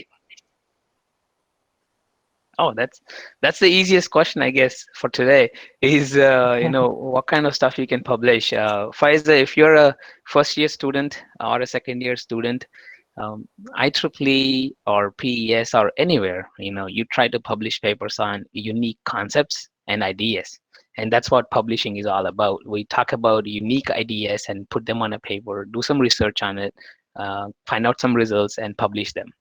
And the publication is a way of proving your thoughts to the technical community. And most of the time what happens is you can pick up an idea from someone else's publication, right? So if you're, for example, I don't know what you're studying, but I'm assuming you're in the electrical engineering, or maybe you're interested in something about solar, right? So if you're doing that, maybe a thought that came across your mind is, what happens if I have a cloud floating around in the air? What happens to my solar generation when that happens? What is the impact of it? Right? So that's a problem statement. So you always start with a problem statement, which is a unique thought that you get. And you search about it. If someone already published it, you learn more about it. And since you had the thought, you will be able to come up with some unique ideas of how to analyze that situation. So some people might have predicted saying, if I have this much of cloud cover, only this much of percentage sun rays will fall on my panel, so my efficiency of the panel, or the amount of generation from the panel, reduces to 20% or 10% during that time frame. So there could be some concepts like that, and you can come up with a different concept and say, depending on one city in this weather, if I have on an average these many clouds, my total generation falls down by this percentage. That means I need to compensate my whole grid demand by not solar in that time frame, but with something else, wind energy or gas turbines, or offshore wind, or fuel cells or battery storage, something like that. You can come up with that analysis. You can use tools like OpenDSS or any load forecasting tools, PSSC, to do some analytics on it, put some numbers together and analyze that situation and publish that. So that is how you come up with an idea and publish it. And Dr. Fatah is here. He probably published 1 million papers by now. So if you need more guidance on that, don't hesitate to reach out to him. And you can always reach out to me too. I'll put you in touch with good people based on the topic you want to publish on. Thank you very much, sir, for your answer. And yes, I think Fatah sir can put some light next to his, because yes, I also do believe that at least not million, but tens to thousand, I guess, paper has been published. No, thank you, Bala. Thank you, Redan. I think I appreciate that student particularly. The first thing, which is your desire. If you have something in your mind that I want to publish something, that is the first thing actually, because many of us, we are just doing research as a course. Maybe somebody asked me to do something, I am doing that. No, first thing that you have to have some goal, vision. Okay, you want to publish something, then you see you will be definitely finding your own path. For example, you need a very good mentor. What Bala has several times said, young professionals, they are dealing, may be launching something. A good mentor can help you to show you the right track. I mean, sometimes you may work very hard in a particular path, which is very much saturated. You may not able to path paper. So that's why publishing paper needs a good mentor. And always try to, my one more suggestion, always try to pick up the new areas, don't old saturated areas. When you look for, you have to find the new areas. I see one question also, maybe Redwan will be asking, like computer science, how it will be integrated in power and energy society. These are actually new areas. Yes, computer science was there 30 years back, but now Bala has also mentioned like these analytics data. Previously we call it data analysis, but now we call it data analytics, just because of huge volume of data. So now you need prediction, and that part also a challenging one. So I think new topic area, interesting topic area is a very important task, and then a good mentor can show you the right track. And also please make a habit of reading good research papers. You may not understand 100%, just 10%, 2% of a good paper, but make it a habit. That will definitely take you to the right path. Thank you. So that's a very nice and effective suggestion. It will be actually helpful for us who doesn't have also no paper, but we are actually intent to do something, though we have several years of career in industry, but actually we somehow we feel that we need to do something for the future generation, like doing research. So thank you very much for inspiring us. And before we moving towards our next question, I think we have Ms. Rumana Rahman. Ma'am, she is the Educational Activities Coordinator of IEEE Power and Energy Society Bangladesh Chapter. She has put some gratitude towards our speakers. Ma'am, if you are there, you can just say you pass your gratitude to Mr. Bala by your own. Hello. Good morning, Mr. Bala. Am I heard? Do you Yes, hear we me? can hear you. Yep. Okay, right. Thank you. So I could actually attend the partially of this very nice program. I was logging off and on. So just today I had some device issue, but it was really interesting. Like with this event, like the fraction of the program I could attend, I saw you covered the scholarship, PES scholarship, mentor-mentee program, PES University, PES Resource Center. So this is very good resources for us. So thank you so much, Mr. Bala, for being so nice and really reaching out and really like extending your capacity towards us. So I will have a special request to you. The students, when they go to the third year and fourth year, they really ask a question to themselves, like whether they should spend time in these voluntary activities. And sometimes it is hard for us to really make them understand that these little bit of times are actually gonna add up to their experiences. At some point, they will understand, maybe 10 years from now, the little pieces of networking, the little piece of meeting people. So I would really request to get you again this year sometime.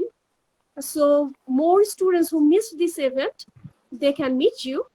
And I can guarantee all the students who attended from my institution, for sure, they enjoyed the session with you.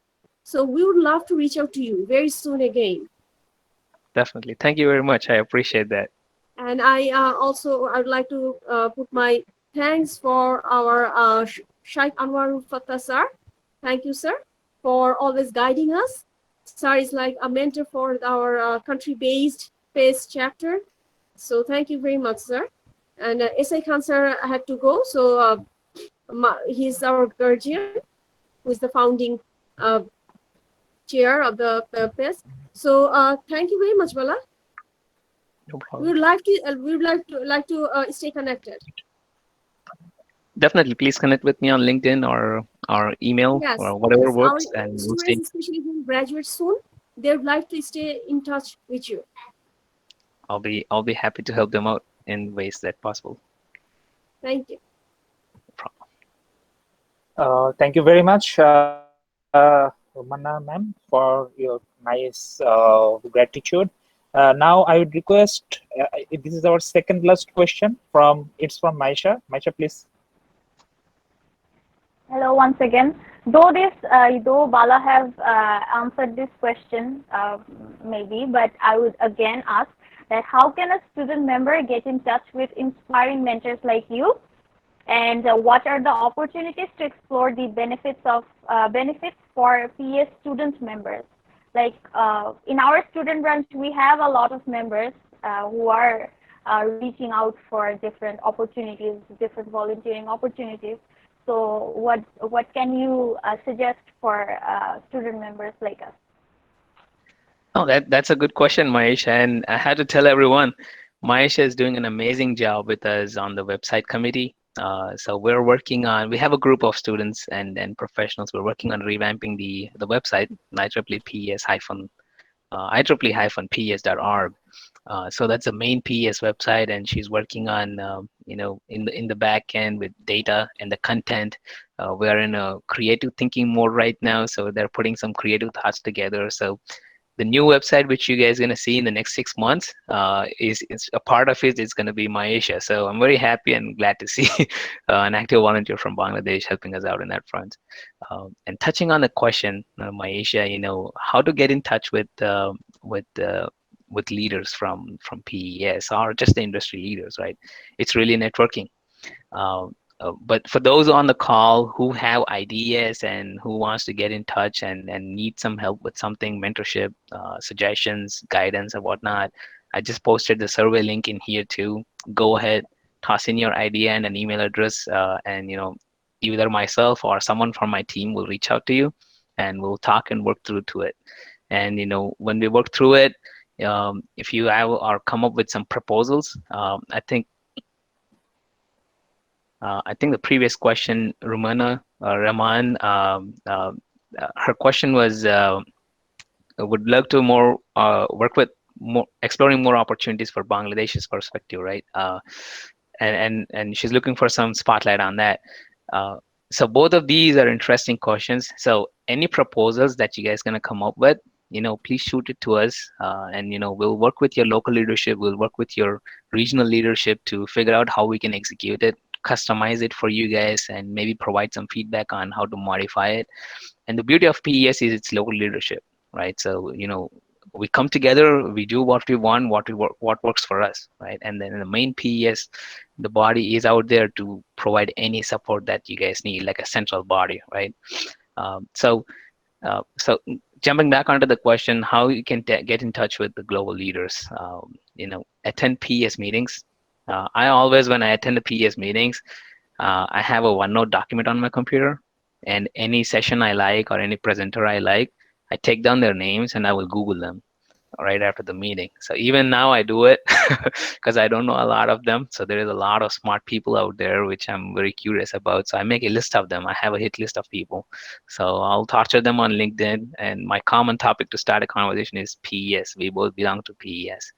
And another good thing that can be done is back when everything was fine and we could go in-person meetings, my section chapter chair or other volunteers who are very experienced compared to me, I would go to them, I'll give them a list, and I'll say, if you know anyone in this list, introduce me to them. And getting introduced is a very key aspect. If I walk up to someone, it's one impression. If someone close to the big shot introduces me, that's a different impression. They will be more inclined to help me. And PES can provide that platform to you. So I'm in consulting, and my job really depends on making sure my clients are happy and making sure that they're getting the designs that they need and finding more clients to bring in more business or dollars to the company, right? So IEEE PES, I use it as a platform. Right now we're working on a concept for one of the utility investor here. So if everything works out, maybe we'll have a business proposal through that. Even if it's not a good experience, right? So PES, getting introduced, networking, that's the area where you can get, and always maintain a hit list. That's what's going to get you there.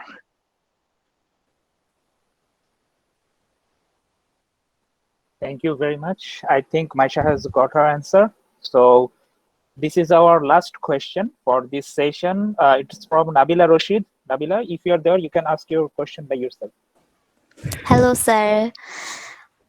Sir, my question was, what's the future for CSE students in PS?